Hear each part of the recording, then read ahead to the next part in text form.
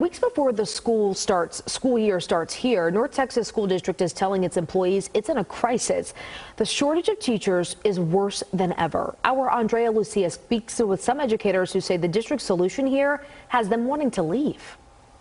There were literal gasps in the audience. This Irving ISD employee, who asked we not identify her, was among the dozens last week to learn the district was dissolving their leadership positions. And literally, people were crying. Teachers were crying. Coaches were upset. In a recording of that meeting Wednesday, an administrator tells employees whose jobs were created last year with federal funds that they are needed on the front lines of a teacher shortage. But we have a crisis. 160 positions open days before school starts. It's not a healthy place.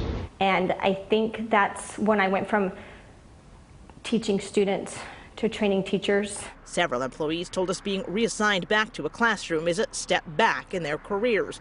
And despite the district insisting otherwise, a demotion. I'm a single parent. I have to support my family, and taking everything away that I worked so hard for while he was growing up, the things that I missed out on to do this because I love it, I fear going back and being diminished back to where I started. That's my fear. The district, though, says it's addressing an emergency need for qualified teachers to be in classrooms on the first day of school. When asked on Wednesday, an administrator said affected employees wanting to resign will be allowed to do so. But the district says that was not meant to apply to those who are on contract and who will be expected to fulfill their contracts for the upcoming school year. Several employees, though, say after this, they may no longer want to be here. In Irving, Andrea Lucia, CBS 11 News.